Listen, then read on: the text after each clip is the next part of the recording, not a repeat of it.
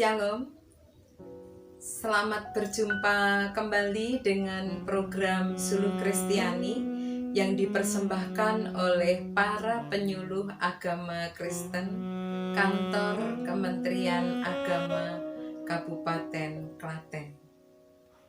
Sobat Suluh Kristiani, renungan kita pada pagi hari ini diberi judul Satu Padu Membangun Budaya Anti Korupsi.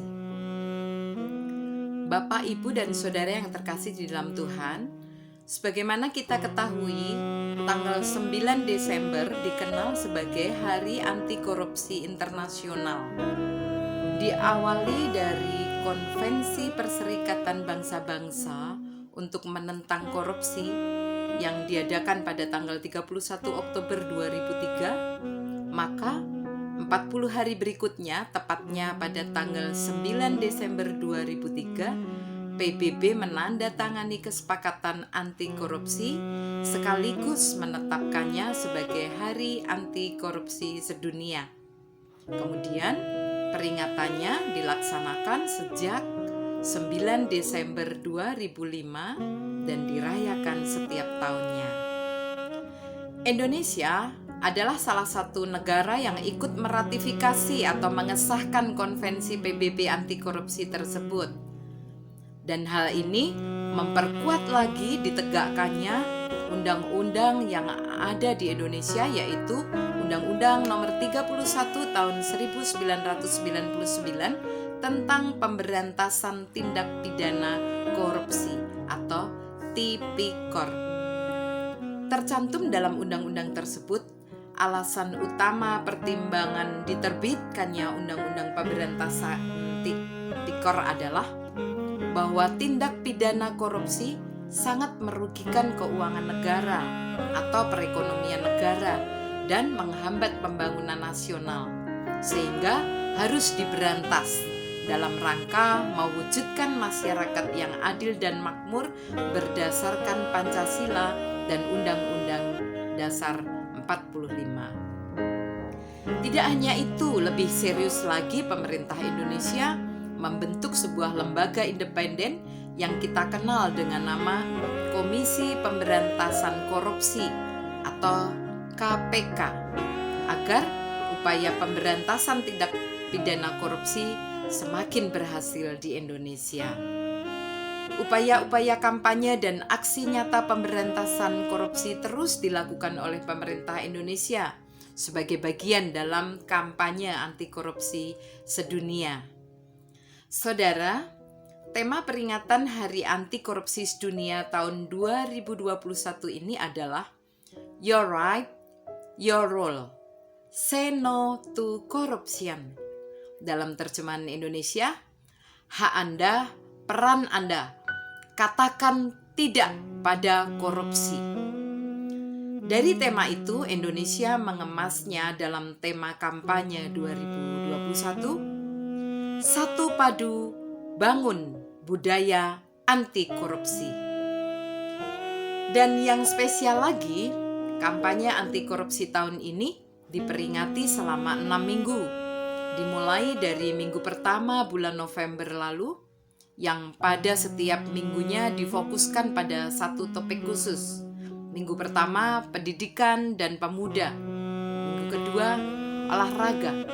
Minggu ketiga, gender. Minggu keempat, sektor swasta. Minggu kelima, COVID-19. Dan minggu keenam, kerjasama internasional. Kampanye Hari Anti Korupsi ini bertujuan untuk berbagi praktek yang baik sebagai contoh pencegahan dan pemberantasan korupsi di seluruh dunia melalui penguatan kerjasama internasional melawan korupsi. Bukan hanya negara-negara yang perlu bersatu dan menghadapi masalah global ini, tetapi setiap orang, baik tua maupun muda, memiliki peran untuk mencegah dan melawan korupsi, guna meningkatkan ketahanan dan integritas di semua lapisan masyarakat. Saudara, kita sebagai gereja adalah bagian dari masyarakat, bagian dari bangsa, bahkan bagian dari dunia yang sedang bergerak melaju melawan tindak pidana korupsi. Jadi, sudah selayaknya dan sebagaimana ajaran iman Kristen menegaskan pula kepada umat untuk tidak bertindak korupsi. Dari sekian banyak bacaan yang bicara tentang anti korupsi, saya ajak saudara untuk membaca Alkitab dari Injil Lukas 16 ayat 10 sampai 12. Siapapun yang setia dalam hal-hal yang kecil, ia juga setia dalam hal-hal yang besar.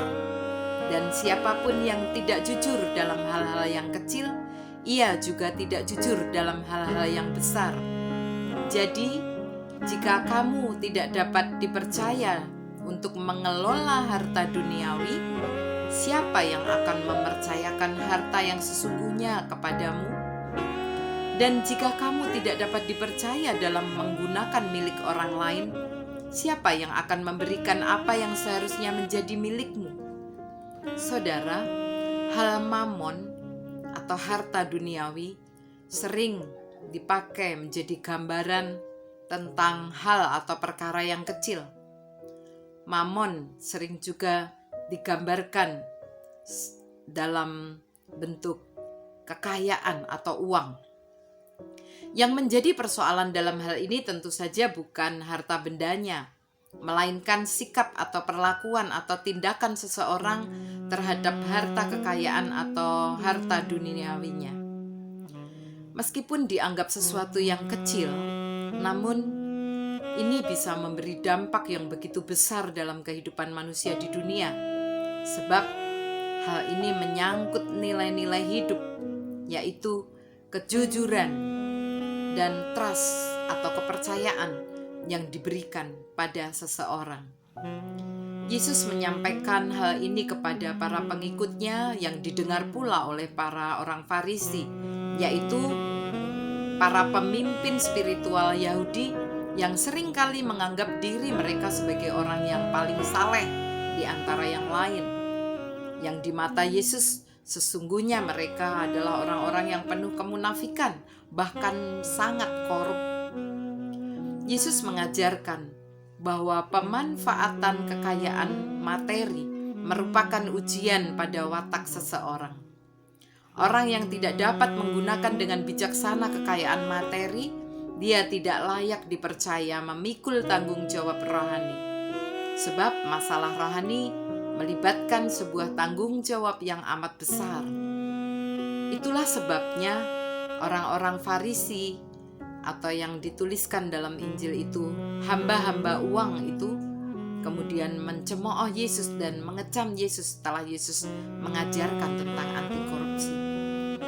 Saudara, ketidakadilan, ketamakan, dan kekuasaan sering terlibat dalam pengumpulan dan penggunaan kekayaan duniawi. Iman Kristen mengajarkan bagaimana kita harus memakai harta milik dan uang untuk memajukan kepentingan kerajaan Allah dan keselamatan sesama. Kekayaan dunia mempersulit manusia untuk bisa menjadikan Allah sebagai pusat hidupnya. Itu pula sebabnya penulis Injil ini membandingkan antara mamon dengan Allah. Kita tidak akan bisa bertuan pada keduanya. Tindak pidana korupsi akan membuat kita mentuankan harta benda, dan itu menjauhkan kita dari Tuhan yang hakiki, yaitu Allah. Dari sini kita tahu bahwa tindak pidana korupsi sangat bertentangan dengan kehendak Allah, sangat bertentangan dengan ajaran iman Kristen. Dan itu berarti gereja dengan tegas mendukung apa yang menjadi gerakan pemerintah, baik dalam kampanye nasional maupun internasional untuk melawan korupsi. Umat Kristen sebagai bagian dari bangsa di dunia sudah seharusnya ambil bagian dalam gerakan Satu Padu, Bangun Budaya Anti Korupsi. Mari bangun budaya anti korupsi mulai dari diri kita sendiri, di keluarga, di tempat kerja, di di gereja, di masyarakat, di negara, dan di dunia. Wujudkan dunia bebas korupsi menuju kehidupan beradab dan berkeadilan. Amin. Saudara, mari kita berdoa. Terima kasih Tuhan untuk refleksi iman dalam Suluh Kristiani hari ini. Berkatilah kami dengan hikmat-Mu ya Tuhan, agar kami mampu menjadi pelaku firman-Mu, setia pada perkara-perkara kecil, hingga kami terlatih untuk setia pada tanggung jawab yang lebih besar dalam kehidupan kami. Tolonglah kami Tuhan, agar semakin menjaga sikap hidup kami dengan jujur dan layak dipercaya. Kuatkan kami untuk tidak hanya mampu mengelola harta duniawi, melainkan menjalankan tugas panggilan rohani yang Tuhan percayakan kepada kami, yaitu memelihara kesetiaan iman dan kesaksian hidup yang benar dalam kehidupan keseharian kami. Kiranya kami dimampukan untuk mencukupkan diri dengan apa yang ada dan jauh dari tindakan korupsi.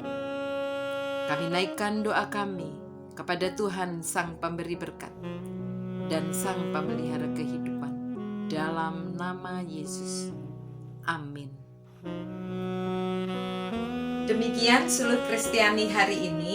Sampai jumpa kembali dalam Suluh Kristiani edisi selanjutnya. Selamat beraktivitas, Tuhan memberkati. Shalom.